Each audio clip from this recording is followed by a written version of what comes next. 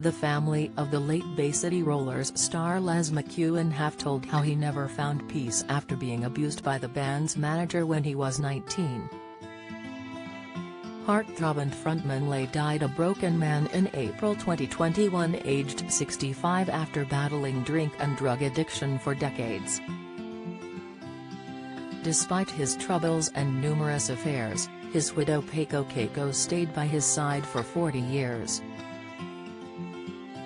And now she and their son Juby have laid bare the suffering and anguish he battled after being raped by manager Tam Payton. Les kept the secret for decades and only admitted what had happened in 2009 on a reality TV show. Referring to him keeping it secret for so long, Paco says, "He never told me, but he suffered it. When he was sleeping he was screaming. He cried a lot. He said to me, 'I hate Tam Payton.'" Asked if Payton raped him, she adds, "I think so." Juby also tells a documentary, to be aired next week, that his father's demons were linked to his earlier troubled life. He says, when he would go on these binges, sometimes he would say he hates himself. That was often, almost every time he started drinking. And then it kind of made sense. You know, the drinking, just the anger. My dad's a broken man. My dad never found peace in his life. That hurts. Juby is now writing a book with his mum about his family's experiences. He believes his dad only truly lost himself when on stage with the band. ITV's Secrets of the Bay City Rollers, hosted by Nikki Campbell, looks at their rise as one of the biggest pop bands of the 1970s, while a darker story played out behind the scenes. Original member Stuart Woody Wood shows Campbell his box of memorabilia, including the band's famous tartan, and tells how touring worldwide with the Teen Idols was a ticket out of his old life in Edinburgh. But once in the band, he says he faced another challenge: manager Tam Payton. Wood explains, Tam was just very domineering, very much the band leader. He was the sixth roller, on the road, a big kind of bully.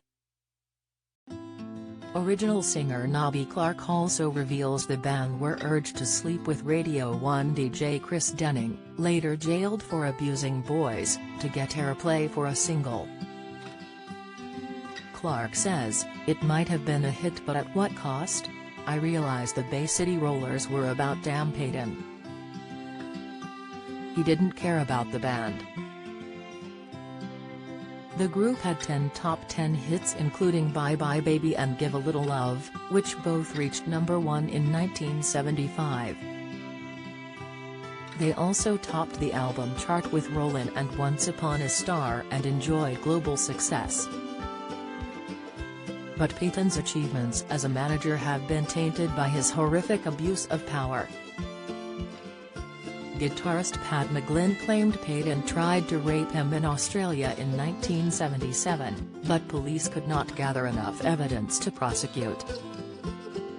The band changed members regularly, with new teenage boys being brought in by Payton. Danish singer Gert Magnus was 16 when he was invited to stay in Payton's home near Edinburgh and told he would be joining the band. But he never got into the lineup and says he was cast out after 2 years when he refused to have sex with Payton or join parties at the house. He says pedophile TV star Jimmy Savile was among the guests. In 1982, Payton was jailed for 3 years after admitting molesting 10 boys over a 3-year period. In 2004, he was fined £200,000 for drug dealing after police found large quantities of cannabis resin at his home. He died in 2009. Lay joined the band in 1973 and remained lead vocalist until 1978, wowing teenage girl fans with regular appearances on Top of the Pops. In 1975, as his fame continued to rise, he was fined £100 and banned from driving for a year after he killed an elderly neighbour in Edinburgh. Secrets of the Bay City Rollers airs at 9 p.m. on Thursday, June 29, on ITV and ITVX.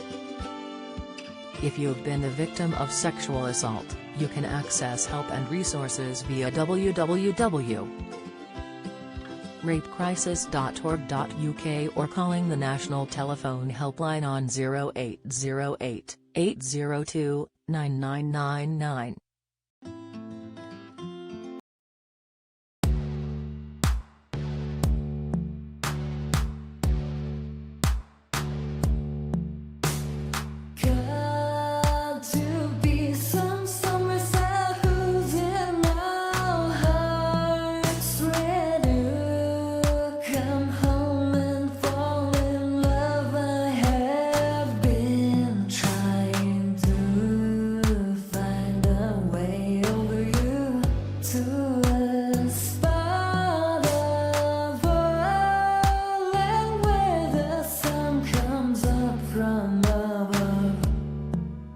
Now